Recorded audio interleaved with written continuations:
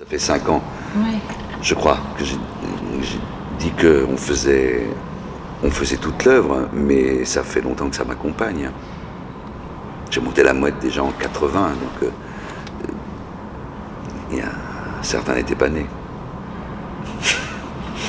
Donc voilà, non, c'est un compagnon, c'est quelqu'un avec qui on dialogue tout le temps, Tchekhov. Enfin, moi, en tout cas, je dialogue tout le temps. Et je pense que c'était probablement le bon moment. Enfin, je sais pas. Ça s'est fait comme ça, voilà. Donc c'est très bien. Et il se trouve que c'est un. Oui, que c'est.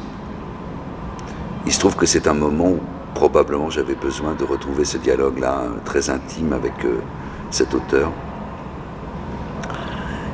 Et voilà, et il se trouve que ça correspond aussi à un moment du monde où le siècle est brisé, où on passe d'une chose à l'autre, où on a du mal à quitter le XXe siècle et à passer au suivant, et où on est dans des inquiétudes quelquefois justifiées, quelquefois stupéfiantes, parce que si on avait réfléchi avant, on serait moins inquiet, parce que ça n'est jamais que le résultat de ce que nous avons produit. Donc pourquoi s'étonner? L'écriture n'est pas la même si c'est la même personne qui écrit. Parce qu'on peut dire que son œuvre dramatique, elle se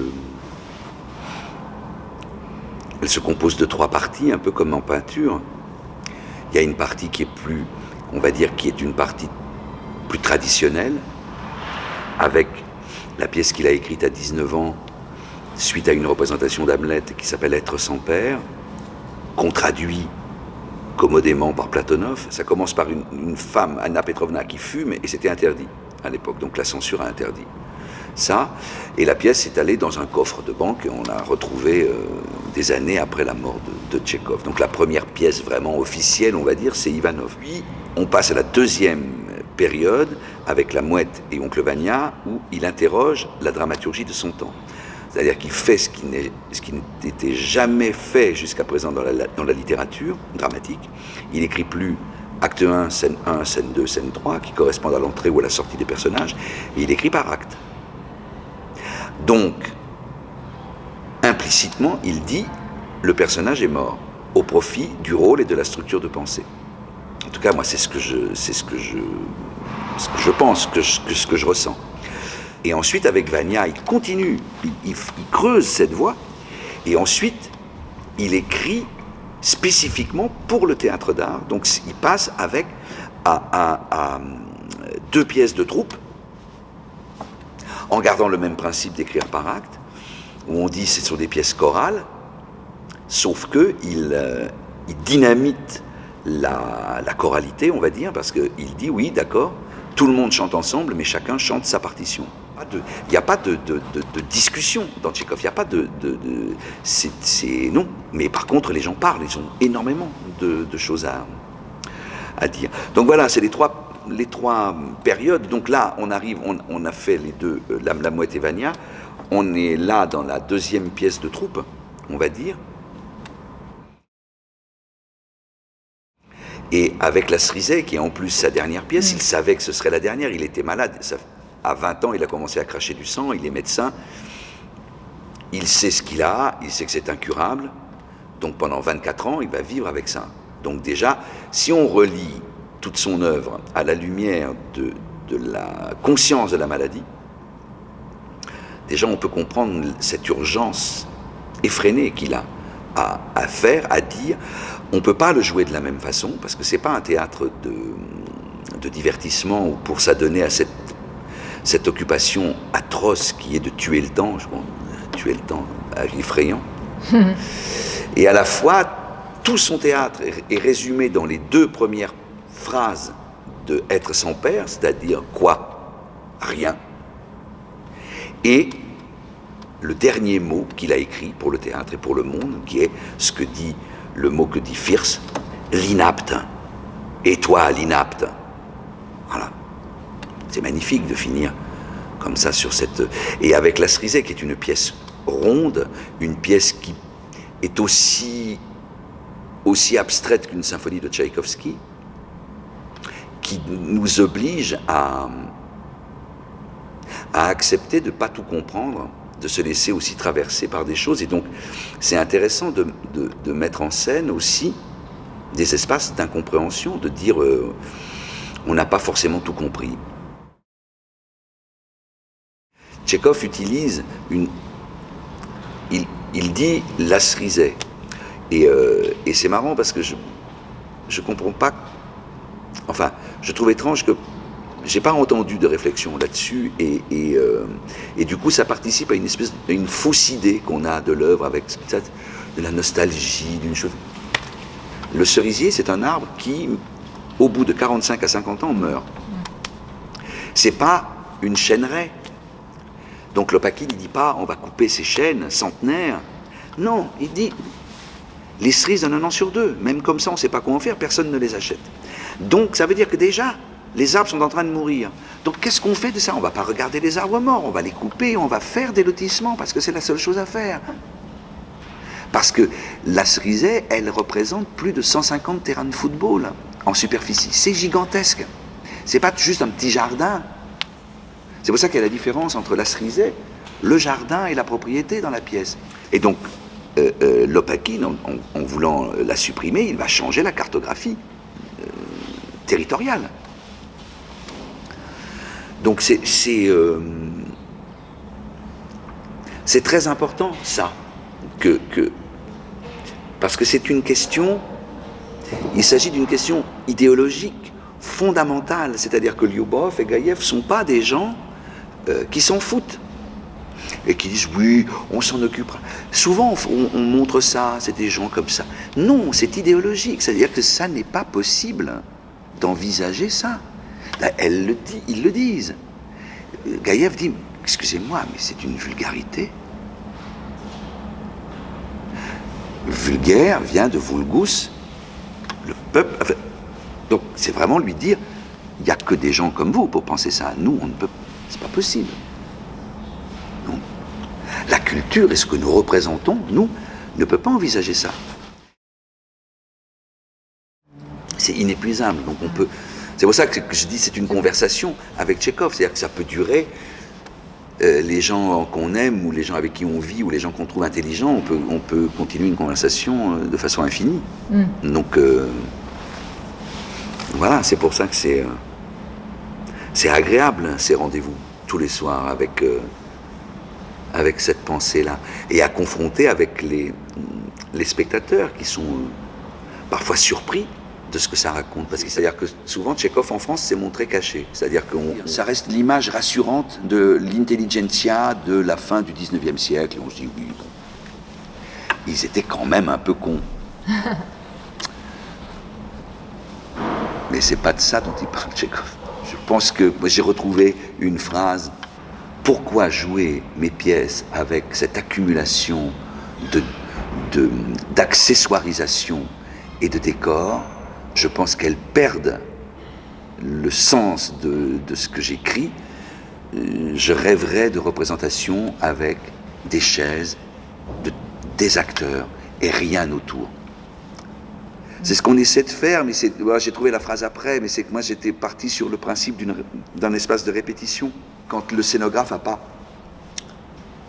d'un coup, fini sa peinture, ou c'est un ciel qui restera bleu, ou qui restera vert, ou qui restera noir, toutes les représentations, et donc ça devient presque un espace de police de la pensée. Là, il n'y a pas, donc le ciel peut être de toutes les couleurs pour les gens.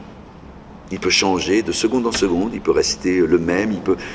Et voilà, et le laisser... je pense qu'il faut laisser colorier le spectateur. Je vais monter Ivanov et Être sans père, plus les pièces en un acte, et ensuite on jouera on jouera une pièce par jour en alternance. Et on fera aussi des nuits.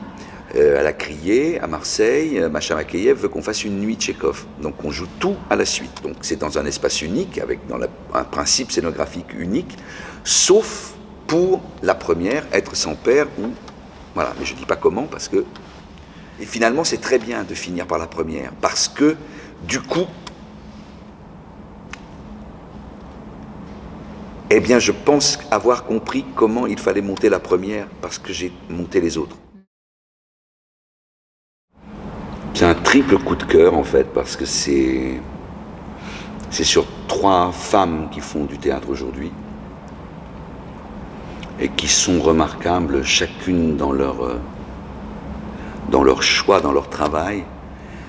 C'est Julie Duclos, Caroline Guélan-Guyenne et Elsa Grana. Et j'ai la chance de les connaître toutes les 3. C'est des femmes magnifiques, la façon qu'elles ont de raconter le monde et moi me bouleverse vraiment. La chiennerie et l'obscénité des politiques. C'est cette trahison de la chose politique. Le vol de la pensée et des mots, la confiscation, la création d'espaces de police, ça c'est dégueulasse. La difficulté qu'on a à faire face à ses propres incapacités. Et donc du coup, puis bon, et c'est lâcheté, on a été fidèle à quoi? Est-ce qu'on a vraiment été fidèle à nos rêves, à nos... parfois ça file un coup de blues, quoi. Pour la prochaine femme que je vais aimer.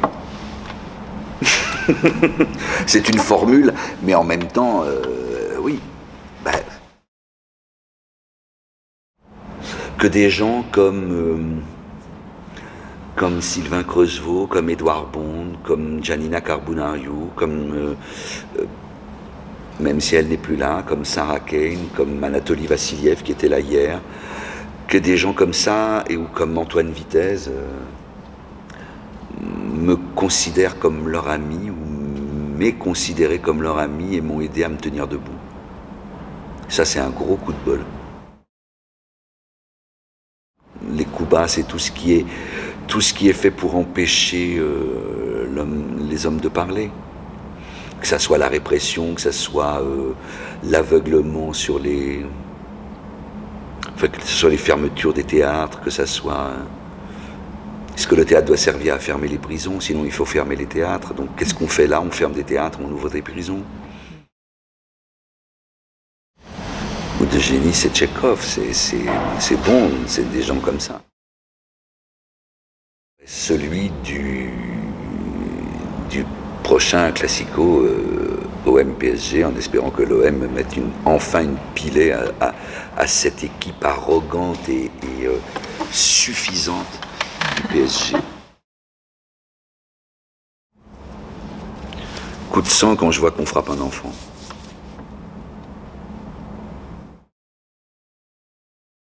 C'est tous les jours, hein.